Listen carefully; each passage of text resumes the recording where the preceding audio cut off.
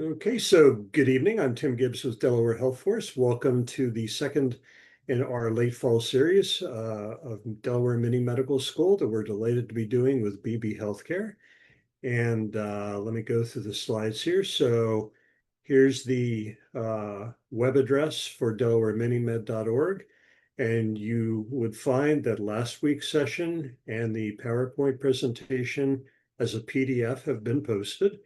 And so if you missed last week's session, you want to do a makeup, let Nicole know and she'll tell you how to do that. And we do this in partnership with Sussex County Health Coalition, and Christy Handley's here with us and she'll be talking to you in a minute. We are streaming on YouTube. The link is in the chat. We know that for some of you, Zoom doesn't always work well. Feel free to join via YouTube. Just let us know that that's how you participated. Remember, this is a Zoom webinar, not a Zoom meeting. We can't see you. You don't need to have your cameras on taking up bandwidth, and you can't see each other. Please use the Q&A for any questions that you have, whether they're housekeeping or they're questions for the presenter. She will wait. She won't be addressing any of your questions until the end of the presentation. Christy and I will be dealing with the housekeeping questions as we go along. We make sure to not mention any personal or family members when you're asking your questions. We need to be very respectful of privacy. All questions will be answered except when what happened last week, where we had way more questions than we had time for. We will do our best. You need to stay through the entire official presentation, but once the Q&A starts, you are free to leave. You will be counted as present. At this point, I'm going to turn it over to Christy Handley with the Sussex County Health Coalition. Christy, over to you. Great, thank you, Tim. And for those of you who do not know, I am with the Sussex County Health Coalition. And generally what we are there to do is to engage our communities in collaborative family-focused efforts to improve the health of those in our communities, which are the children, youth, and all families. And tonight I get to introduce Amanda Connoyer, who is with us from BB Healthcare. She is the first Chief Advanced Practice Clinician at BB, and will be speaking to us today about the growing role of advanced practice clinicians. All right, let me just share my screen here. All right, hello everybody. As she said, my name is Amanda Connoyer. I'm gonna advance my slides here. This is just a little bit about me. I am a nurse practitioner by my training. I started my career actually as a nurse's assistant in a hospital, a level 1 trauma center back in Illinois, where I was from. And then I continued my education to become a nurse and then a nurse leader. Then I became a nurse practitioner. And then I've continued to kind of advance into leadership roles where I sit today.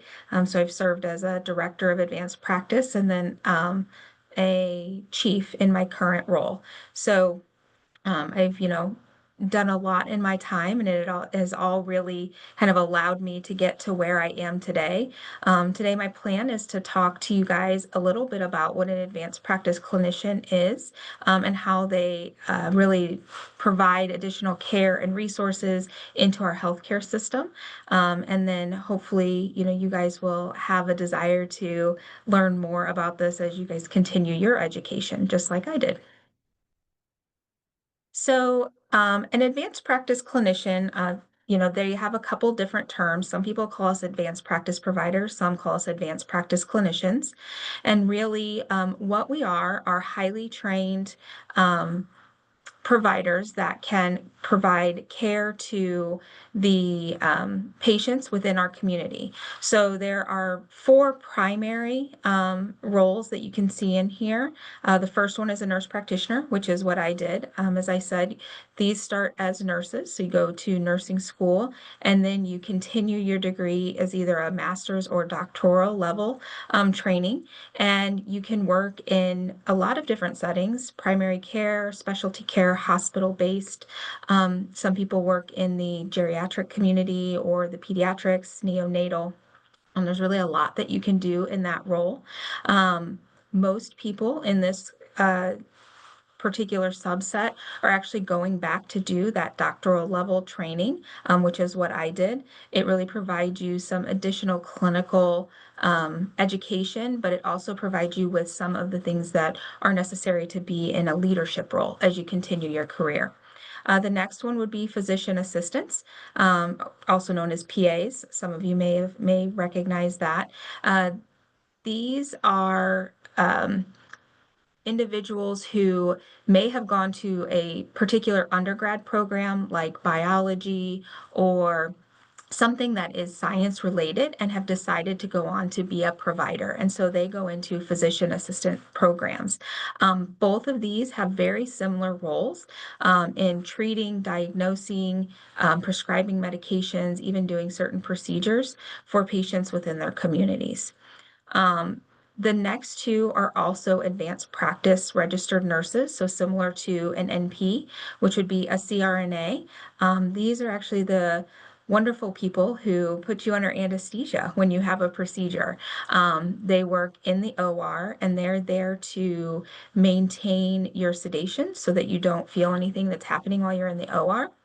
And they are very trained to make sure that you stay safe while you're having your procedure. That way the surgeon can concentrate on the actual procedure that they need to be working on. And then a certified nurse midwife is somebody who is really focused on reproductive health and childbirth. So they would work in like an OBGYN type setting. We like to call it women's health. And they help you with all of those, female needs that you may have. And then the last one that's not listed here, but is starting to become more popular in the advanced practice clinician realm is a certified nursing specialist. And really what they are is somebody that can provide care to patients just like NPs and PAs, but they have additional things that help them with making policies and really looking at evidence-based practice in a different way than the others on here listed. And we're starting to see more of that role actually come up into the caring for patients role like you would see with an NP and a PA. And I will say all the pictures that you guys are going to see tonight are of my team here at BB. So I'm very proud of them. And I just want to call that out. So as you see this is really advanced practice clinicians that provide care here in Delaware. So here's some statistics for the advanced practice clinicians. I'm not going to read these to you guys. I know that you can understand that. There are a significant amount of advanced practice clinicians across the United States. And actually, when you look at Delaware and us being a smaller state in the United States, we do have a pretty good size workforce of advanced practice clinicians here. We do staff a lot here at BB, as well as some of our other groups that we work with, our other healthcare systems. These are very highly trained and skilled professionals that work alongside of our physicians every day in the hospital as well as in our outpatient centers.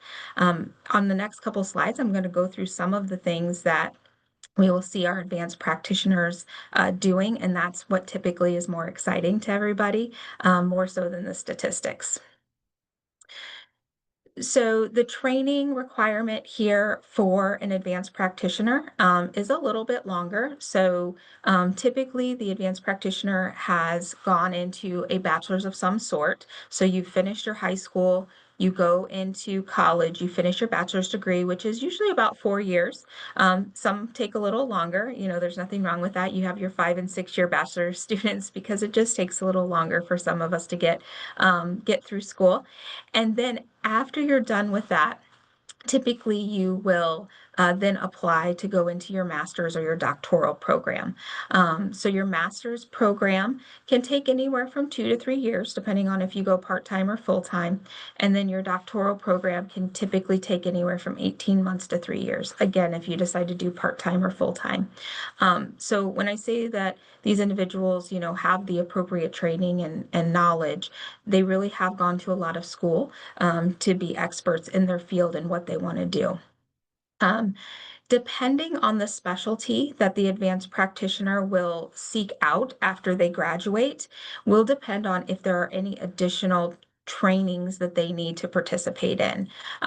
So here at BB, if we have somebody that is a brand new graduate that wants to go into primary care, we've partnered with a nationwide company that will actually provide a year-long fellowship afterwards, and then provide additional training in primary care so that they can get all the didactic things that focus on what they're interested in, as opposed to more of a broad general education that you get with your education.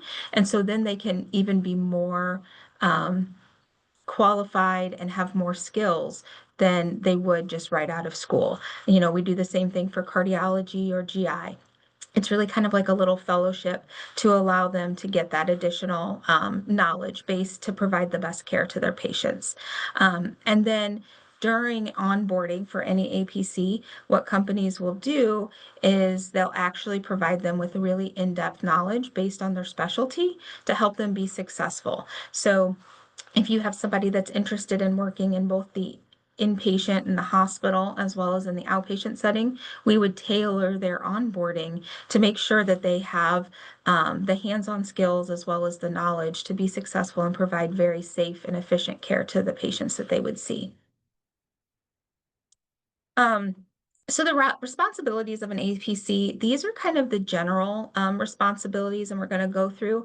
This can vary depending on what specific role they decide to go into. So as we get into the different roles of the APCs, you may see it that it's different, right? Because if you're inpatient, it may require a certain thing compared to being an outpatient APC. So first thing we do on pretty much any patient, regardless if we're inpatient or outpatient, is conduct physical exams and take medical histories. This is actually going in, assessing a patient, listening to what's going on with them now, but looking at what's happened to them in the past so that we can make a good diagnosis and understand exactly what's going on with them. And then we do, head to toe assessments, looking for abnormalities, looking for things that are normal so that we can provide you with the diagnosis that is appropriate for you and a treatment plan. As I said, we diagnose and treat. So acute means something that's happening right now. I have an earache. I am having chest pain. Those things are things that are currently an issue. Whereas a chronic condition is something like my blood pressure is always high or I have diabetes. APCs will assess those things. They will diagnose, they will treat them. They can order medications or tests to be able to manage those conditions with their patients.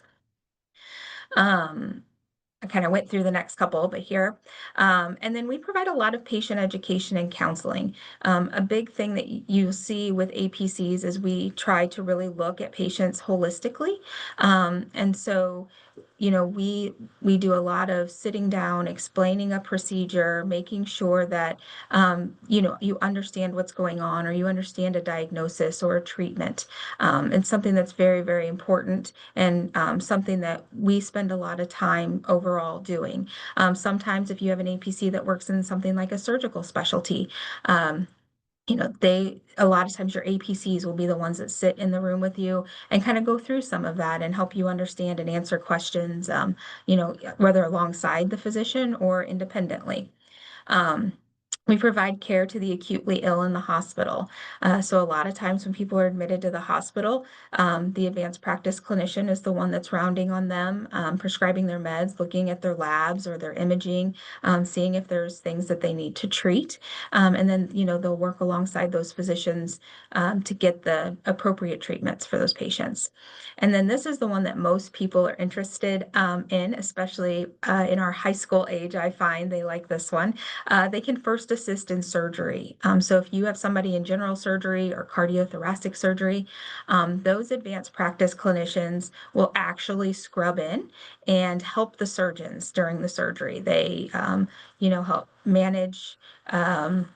help manage the faces are cracking me up, you guys. They help manage the tools, move things around, help suture. And they take extra courses and training to be able to be very, very skilled in that and work alongside the physicians actually in the OR. I see a lot more physician assistants doing that role than I do NPs, but we do have NPs in there. And they have, sorry guys, somebody just walked in. but they do have both that will work alongside those surgeons. Hang on one second, guys. I'm so sorry. So this is just kind of the next couple slides. Thank you. The next couple slides, and I'm going to go through these in a little more detail. Sorry about that, guys. So primary care. This is where I did the majority of my work. I actually worked in primary care when I was clinical, as well as geriatrics. I loved working with our older population. So in our primary care space, you may see an APC when you go to the doctor's office, right? Somebody that does your annual physical or your sports physicals. Some of you may have even seen me do your sports physicals because I go out to the high schools and work with BB when we do that. So it is something that we manage very, very well. When you work in primary care, what we typically do is we manage our chronic conditions. So patients who have diabetes, hypertension, high cholesterol, any kind of mental illness, we do help with those things too. So primary care is really kind of a catch-all to help keep you healthy and safe, and make sure that you are well managed. We do vaccinations, making sure that you stay up to date on those and any labs or imaging. In addition to that, though, we do also manage acute conditions. Remember, if we talked about it earlier, acute conditions are things that happen, right now. It's something I'm hurt in some way or something's wrong and I don't quite know what it is. We help manage those. So, you may have a rash or an ear infection, something hurts. I hurt my back, I hurt my knee playing this sport. The first point of contact is going to be your primary care provider, and they're going to help walk you through, the proper testing and treatment plan, and that might even involve a referral to a specialist in some cases. Preventative health is really, really big in primary care. So we do all of the annual wellness checkups, we do vaccinations, as I said before. We make sure that your cholesterol is where it should be. We help you with, weight management or an appropriate diet, those kind of things that are really kind of key for us maintaining our overall health. In primary care, I feel like we sometimes are the catch-all, right? So everything kind of comes through our offices, and we're responsible for making sure that we're looking at all of the results to manage it. So I'm kind of the person that puts all the puzzle pieces together and helps navigate your healthcare. Medical specialties. So I did divide up medical and surgical specialties into two separate. These are very similar, but also very different. So typically a medical specialty is going to be something that our primary care providers will refer into. So these patients typically have some acute or chronic specialized health conditions, and they need a person that is trained in that specific area. So these can both be in the hospital or in the outpatient setting, and it can very widely, be dependent on what their specific training is. So as we talked about before, they all have that same general training, but they may go and do a fellowship, or the organization may offer additional training to really help them become a knowledgeable specialist in these medical specialties. So I listed a couple here that I thought you guys may have heard about. So population health, these are going to be the people like on the BB mobile van that go out and help provide care to people who may not be able to get into some of the clinics, or have access to healthcare on a regular basis. We have our walk-in clinics, which is like an urgent care. So the doctor's office isn't open today. I'm going to go to the walk-in clinic and I can get care. They suture, they treat acute conditions. Sometimes they have to work on chronic conditions. My blood pressure is really high and I don't know what to do. So they're very knowledgeable in a broad range of things. Endocrinology would be somebody that manages diabetes or certain thyroid diseases. Cardiology, I think that's what most of you would be familiar with when you think about a specialist. It's somebody that manages things with the heart, right? So if you need a surgery, if you're having chest pain, or you have high blood pressure that's not controlled, or a family member does, those are the things that are going to go to a cardiologist. oncology, these people are they have a very rigorous fellowship here at BB. We provide that. And then they have about a year-long training on the hip of an oncologist or one of our oncology APCs to work both inpatient and outpatient to provide care to patients who are going through cancer treatments. Certified nurse midwives, we talked about a little bit. Those in women's health kind of go hand in hand. So they can work inpatient and outpatient, and they deal with all of the female reproductive system. So anything that's just, general checkups all the way to there's a problem, to, having a baby. They deal with all of that. And then for those of you that are down in the Sussex area, you know that BB has school-based wellness programs. And that team does a great job of providing care to our high school students actually in the schools where it's needed. And so that is one thing that, I'm really proud that we're able to provide here at BB. And then, some of these other ones, palliative care, this kind of end of life care. It's a hard one to talk about, but it's something that's so very important for people as they go through the different phases of life. Neurology is really based around the brain. So patients who have had strokes or Parkinson's, you guys may have family members that have had those in the past. This team is really trained to be able to know what they are looking for and know the most up-to-date treatment plans for people that have had those issues. And then we have gastroenterology and urology that is looking at your GI system, so how you digest your food and if you have any issues there. And then infectious disease. This one is always an interesting one because people don't think about it, but we actually do have people that are trained and able to look at different like infectious agents. So if you get a really bad infection in your leg and they don't know what to do with it, they'll send you to an infectious disease specialist who knows what all of the evidence is and what the best treatment plans are for different diagnoses. Surgical specialties, this is the one that usually gets everybody really excited. Everybody likes surgery. So these APCs are great. They actually can work in the outpatient setting or they can work in the inpatient setting. So they provide care to the patients who need a surgical intervention of some sort.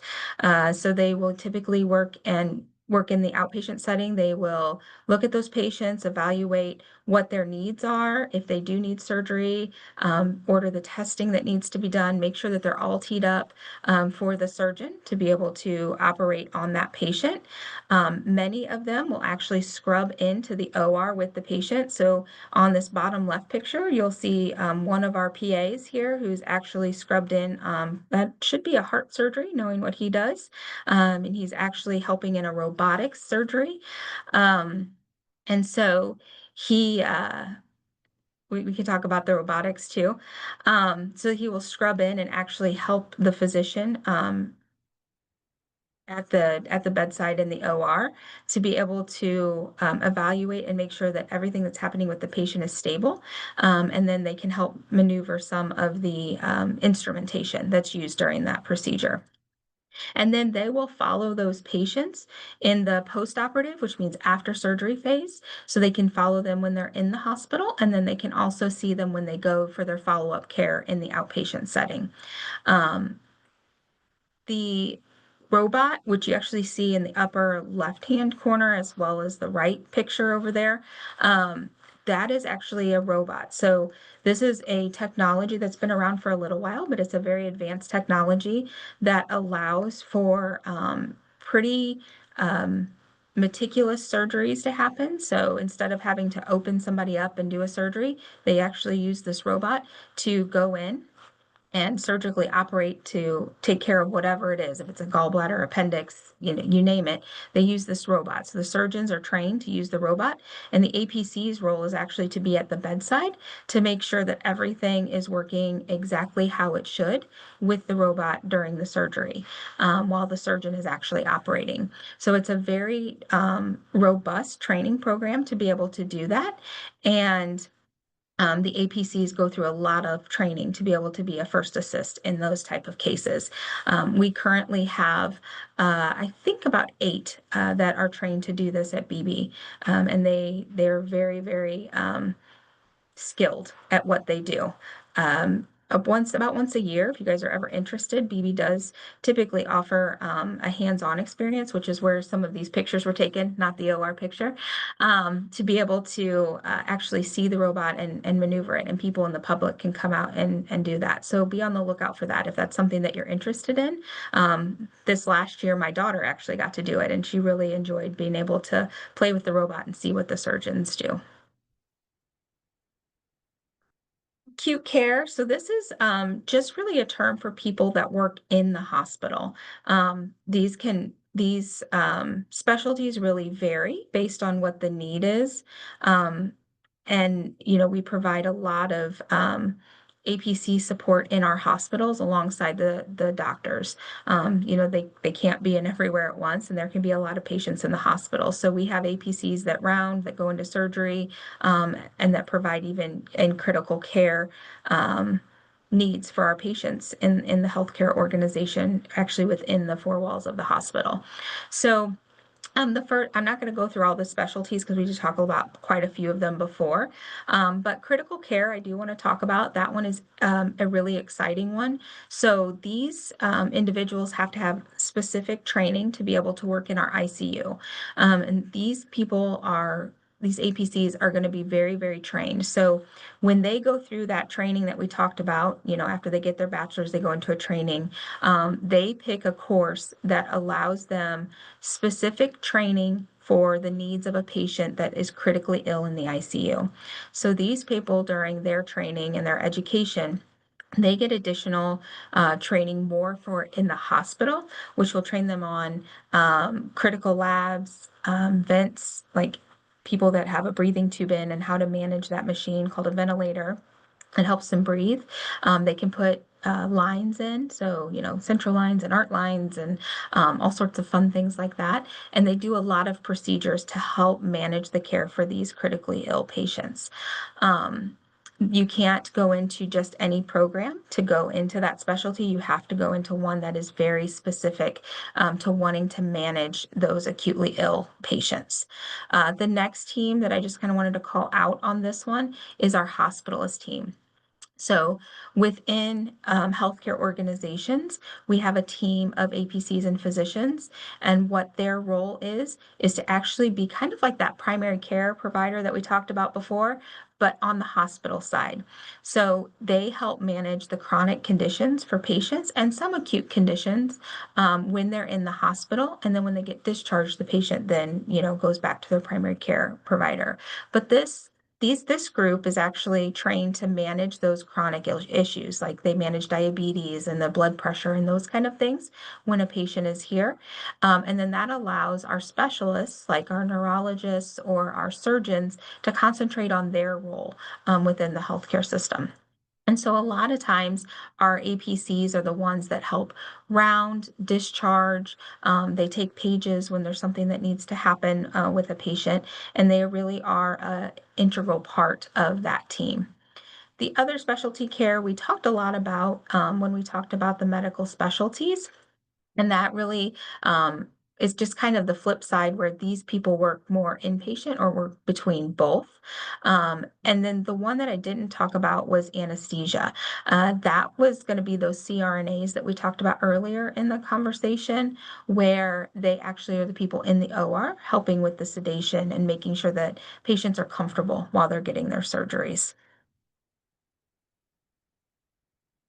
And then the last role that I wanted to talk about was really my role, as well as I do have a director of APCs here at BB.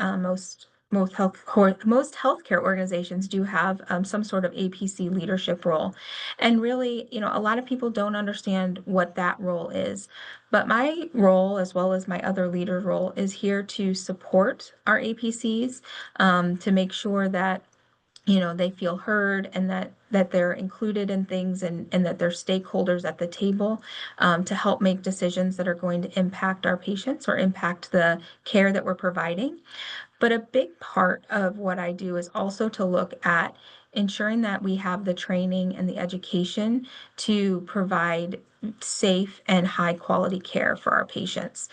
So, we do chart audits to make sure that the quality is there. We provide additional trainings, resources. We partner with other departments to get additional things that may be needed.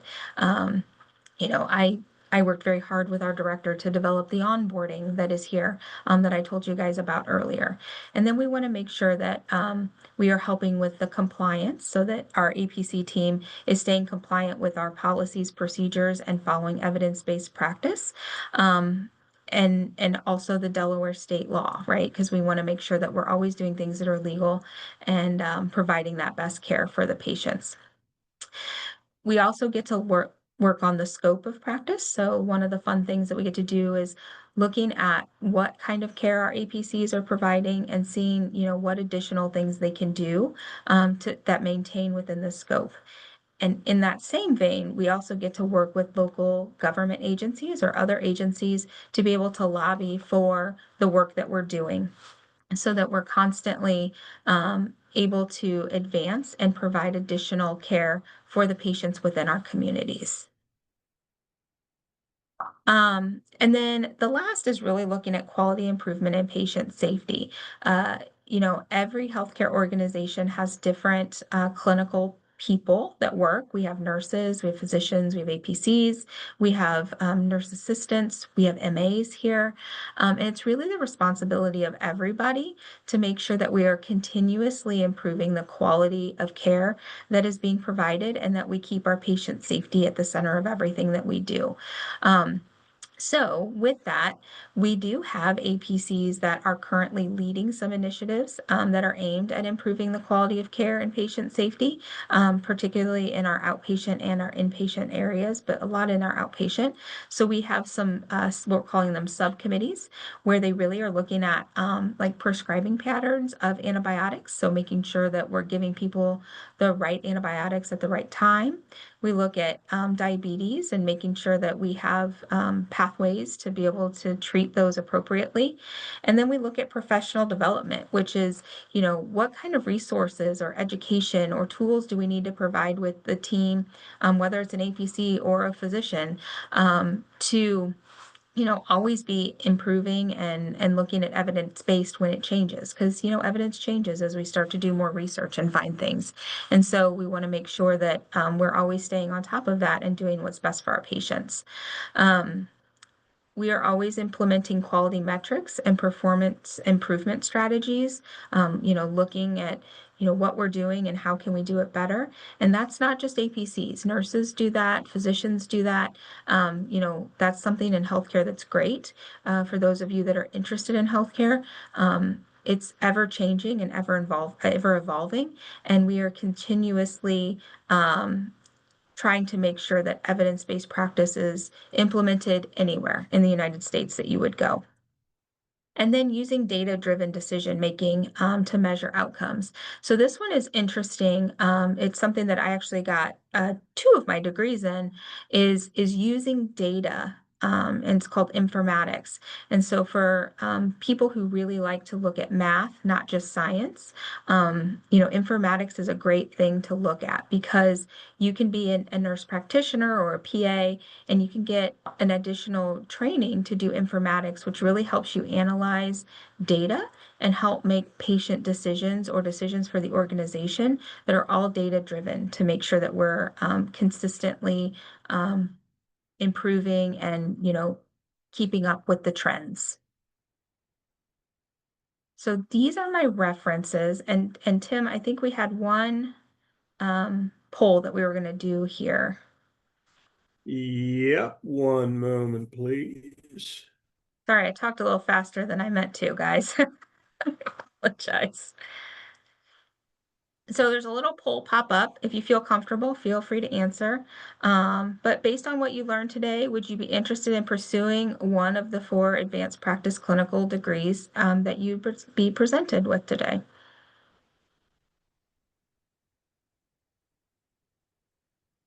I've got enough degrees. I'm not going to get any more. I'm done.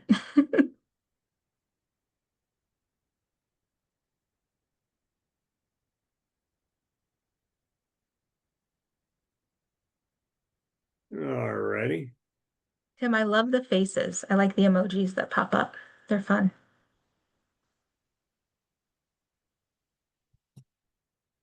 Okay. Now then, are you able to see the results? I can, yes. So it looks like only 9% were not interested, but it was a split of 45 and 45 is yes and maybe. So we might have some future APCs in this group tonight, and that'd be awesome. You've got some Great. great healthcare systems here in Delaware, so you can't go wrong anywhere you go. All righty. Let me stop sharing that. And folks, at this time, if you want to, we've got some questions already, and you can stop sharing, Okay, Amanda. got it. All righty. Some of these came in while you were talking, and I'm going to count on you to know the context. Somebody Okay, said, "Are they involved in post-op care of a patient as well? Also, does hospice count as an APC?" that is a great question. So yes, APCs do uh, provide care postoperatively. So that surgical APC would see the patient before surgery. They would possibly be in the surgery, and then they would see them afterwards. And then a lot of times they'll do their follow-up visit in the outpatient setting. Um, so yes, they do the whole breadth of the surgical episode. And then hospice does count. So palliative care, that I talked about a little bit is somebody who takes care of the patients who are a little bit further out from the actual passing away time. But the hospice APCs will come out and provide care to patients during that, end of life care as well. So they kind of work hand in hand together. It's a very important job. It is. It's a hard job, but very important. All right, so there's sort of a follow-up question to that from Elizabeth. What would your role in hospice or palliative care actually be as an APC? What would you be doing as opposed to a CNA or another Yeah. individual? So in palliative care and hospice, it depends on how progressed the patient is. But the APCs typically do write orders, assess the patients. They provide counseling services to the family, education. They can do wound dressings, home health visits, really anything. It just kind of depends on what the patient's specific needs are. But it's very similar to what we talked about with the other APCs. Um, you know, I've had APCs that help with bed changes and a lot of times CNAs do that, but if they're there and the patient needs cleaned up, the APC will help with that too. But their main role is to be there and make sure that the actual care is being managed, that they're on the right medication, that they're comfortable, and that they really have that dignity that they need at that end of lifetime. All righty. So I'm going to ask a question that's going to be a lead into another question. Oh, fun. And knowing that this is an audience that's going to have no idea what I'm about to ask you, can you talk to us about scope of practice? Sure. So really what scope of practice is what you are legally allowed in that state to do as an APC or a nurse or a physician. And when you are practicing, you have to practice within your scope, meaning if you practice outside of that, that is illegal and you can get in trouble. So if I went in and decided, I'm going to go do brain surgery today. That is outside of my scope. I'm not allowed to do that. And so I could have legal ramifications on my license for doing that. Right. And so now the real question, what is the difference between doctors and APCs as they can and are involved in every, if not more, specialties? That's a good, now I see. Okay, see now I see why he had the question. So, the funny thing is that there are similarities, right? There are things that we both do. We both do treatment plans, we write prescriptions, we assess patients. But there are things within the scope of an APC that um, we can do that nurses can't do. And then there are things within the scope of a physician that they can do that we can't do. One of the big ones is surgery. APCs cannot go and perform a gallbladder removal or, a major brain surgery.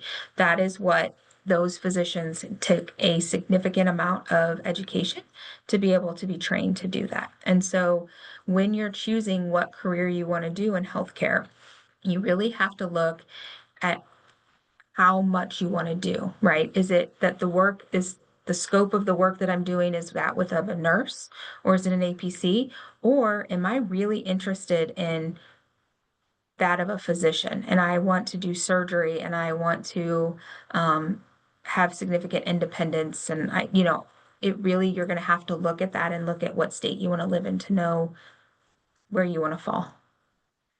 Right. Okay. Let's see. What is endocrinology? So endocrinology is actually the endocrine system. So that would be things like your thyroid, diabetes, some certain cancers kind of fall into that area. The biggest thing that they see there are patients with uncontrolled diabetes. Right. Okay. So this is a little bit outside of the realm, but what do I have to do to become a robotics surgeon? Oh, a robotics surgeon or an APC surgeon?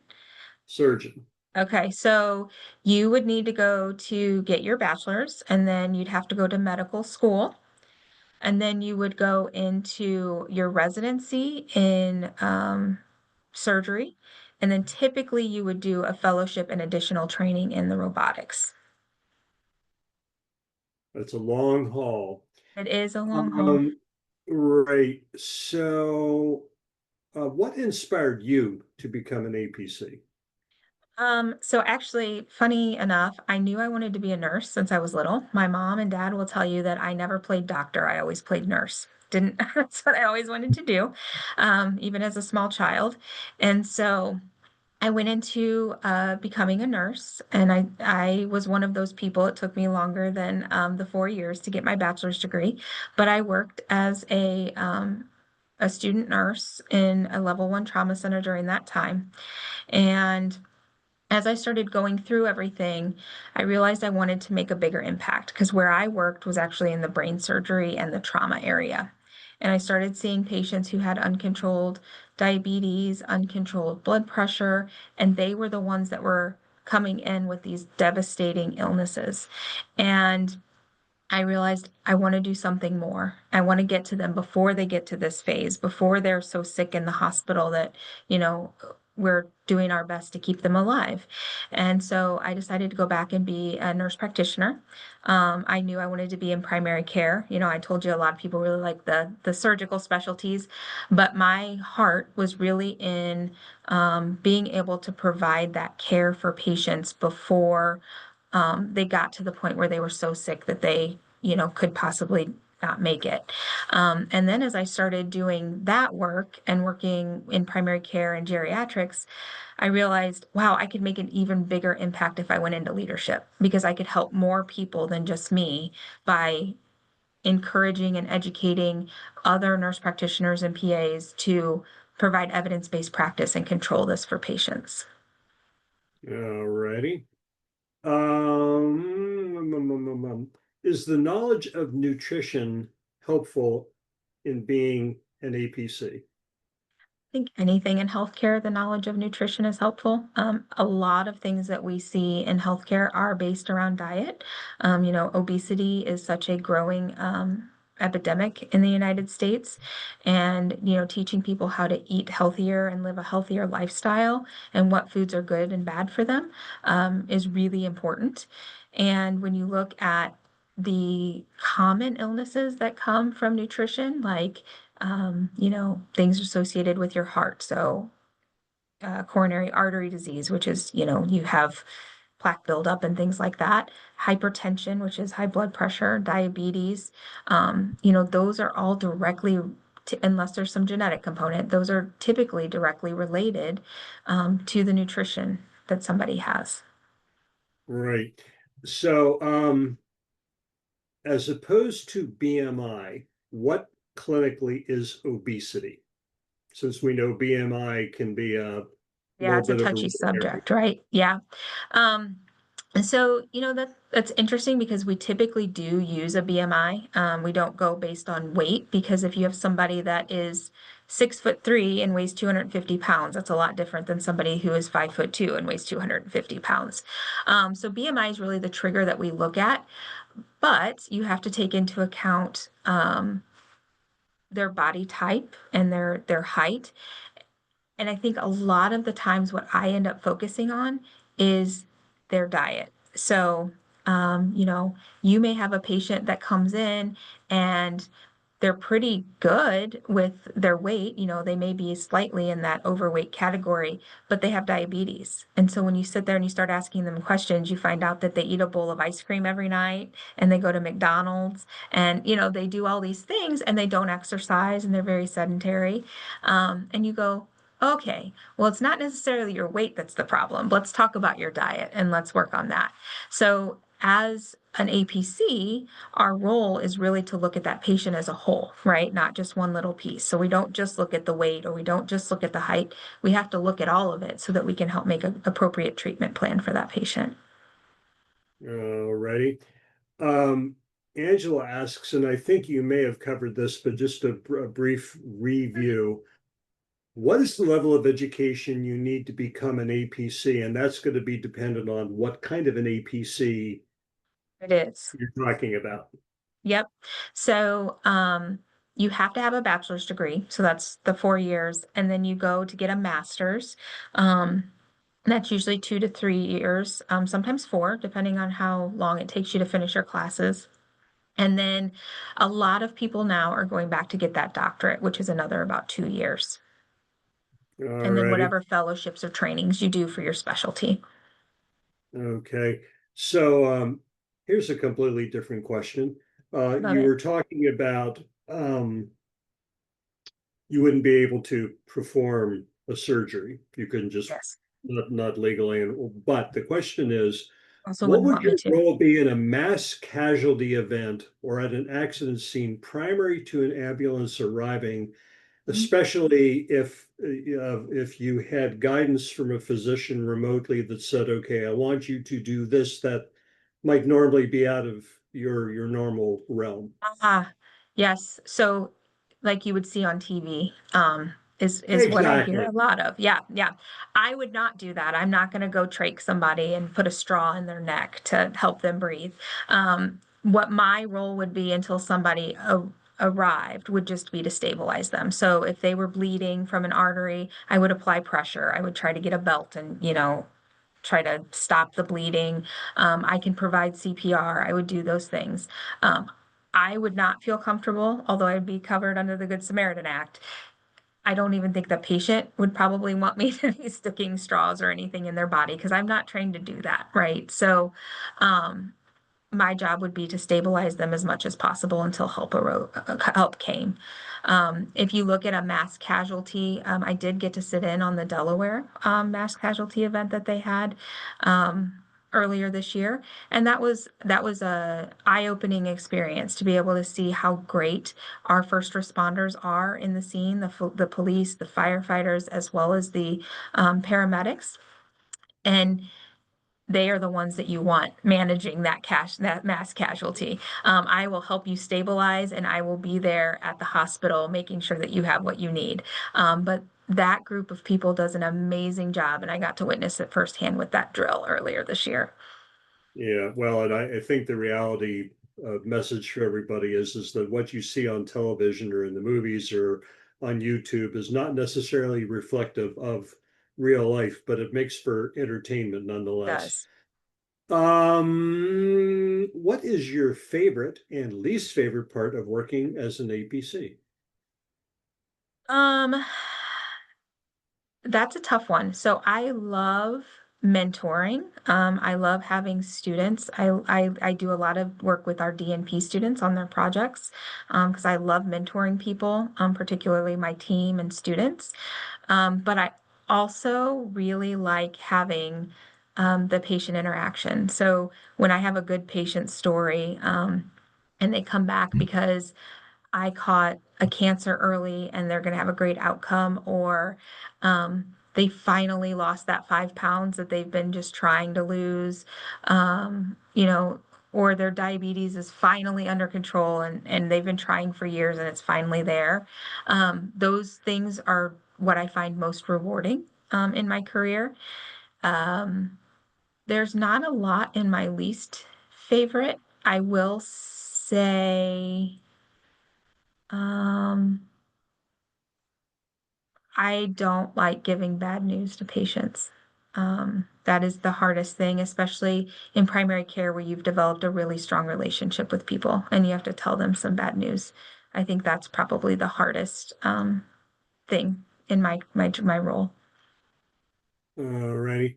So, let's see.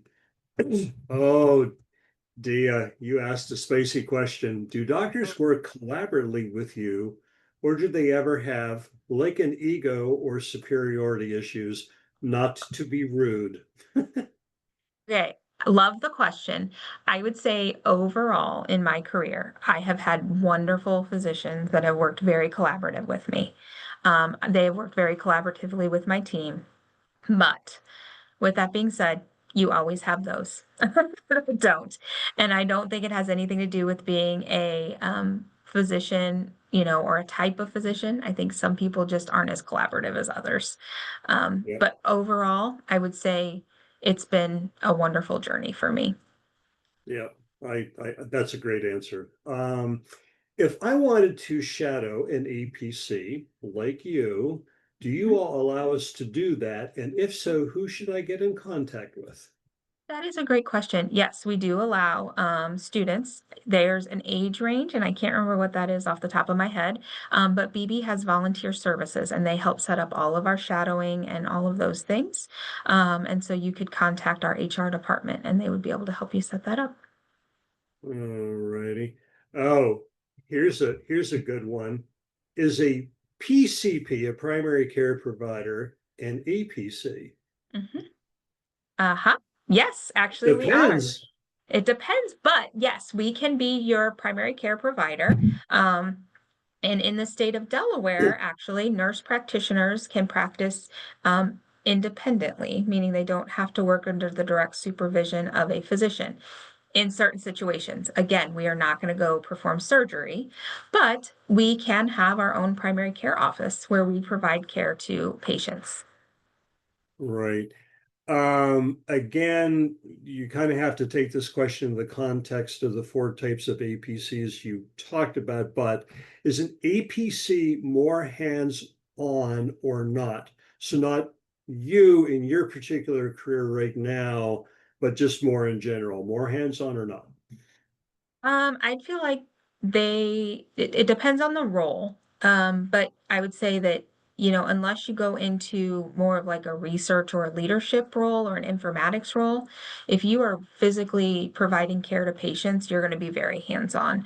You know, in the hospital, they help run codes, they help run what we call rapid responses, meaning somebody's sick and they need extra attention. Um, they they help turn patients. I've seen them walking down the hallway with PT. So they can be very hands-on in the outpatient setting. They have a schedule and they are out there seeing patients just like a physician would be. And really, you know, providing that care to the patient. So I'd say as, you know, if you're clinically driven, yeah, you're going to be very hands-on. You're going to be right there in the forefront with the patients. All right, and I think this is a question very much to you. What was your biggest challenge getting to where you are today? Um, so wow, that's a good one.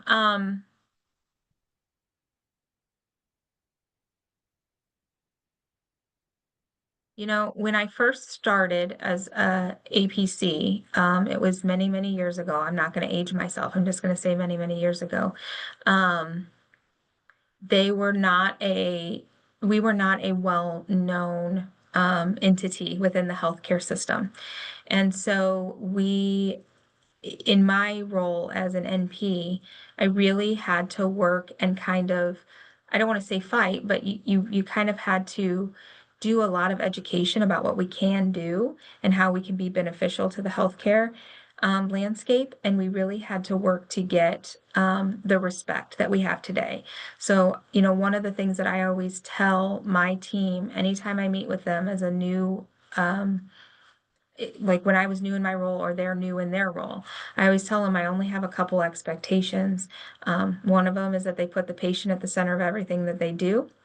And then the second one is that they are respectful in every encounter that they have. And if it's not a respectful situation, for them to step away. And then the third is that they are respectful of the people that put the legwork in for them to have the respect within the healthcare community that they do today, and that they elevate what they are doing to that top notch to make sure that the work that has been done on the backs of our predecessors is going to continue for the next generation. All righty. And final question, and knowing that things like the Epic launch and your regular duties, do you have the bandwidth if people want to email you with additional questions, especially about what they're studying? Absolutely. Yep. Yeah. Yep. I have students that do that, that have done rotations here that have questions about what would be best for them. Yeah, I don't mind that at all. All righty. Do you mind then, is your email address at the end of your presentation? I I don't don't read. think it is, but it's just the one that we've been emailing back and forth on. All That's right. fine to share with them. I'll add that in there. Alrighty, well, Amanda, thank you very much. Well, one more popped in. Yay! Interesting. What physician primarily does surgery, but also really engaged in patient interaction? All of them, All honestly, of, yeah. all of them. They, um, they they have to be able to do both. So, one of the things about being a physician and an APC, but a physician in particular, is a lot of times you're the captain of that ship when it's surgical. So you have to talk to patients, family members, be in and out of the OR, answer questions. Our surgeons here at BB are some of the best I've ever worked with, and they are very engaged with everything from teaching students to sitting down and having a difficult conversation with the families. Yeah, I think one of the things that people might not appreciate, especially if you've never had any surgical procedure done, is that just about always the surgeon will talk with the patient and the Mhm. family. However, when the patient is coming out of sedation, whether it's twilight sedation, full sedation, they may have retroactive amnesia. They might not remember ever meeting the Uh-huh. surgeon. It's true. Um, yeah, yeah, and they might, even if they met them before they were anesthetized, they Uh-huh. might not remember. Uh-huh. So, I have yeah, a funny story. You guys you'll laugh at this one. I had a minor procedure, and the nurse, when I finally woke up, my husband was sitting next to me, and she was like, "Well, do you want to eat or do you want to go home?" And I was like, "Well, I want to go home. I'm ready." And we got in the car, and I looked at my husband and I said, "Man, she was really in a hurry to get me out of here." And he goes, "Well, you said 17 times you just wanted to go home." And I have no idea I said it. So you really do forget everything. yeah. All right. Oh, They Rhea. like that one. Let's see. What is the most advanced surgery that a primary care physician can do? So primary care, this is an interesting one, right? So primary care, depending on your training, they can do some minor GYN procedures, so gynecologic procedures. They can deliver babies. And I've had one that I've worked with who can do colonoscopies, which is where they actually go in with a scope and look at the intestine. Typically, what you will see in primary care is more procedures. So they may, maybe you have an infected bump on your hand. It's called an abscess. They can go in and kind of cut that open and clean that out. They do sutures. They do some implants in the office. So a lot of their stuff is going to be more like that, minor procedures as opposed to surgery. But I have worked with one who does colonoscopies, and that's in a really, it was not here, but it was in a very rural area where there wasn't a lot of resources. And so he went back and did a special fellowship to be able to train for that. Right. All righty. Thank you, Amanda. Thank you, everybody, for the questions. Next week, we're going to be doing physical rehabilitation, and we'll see you next Wednesday. Good night. Hi, guys. Thank you.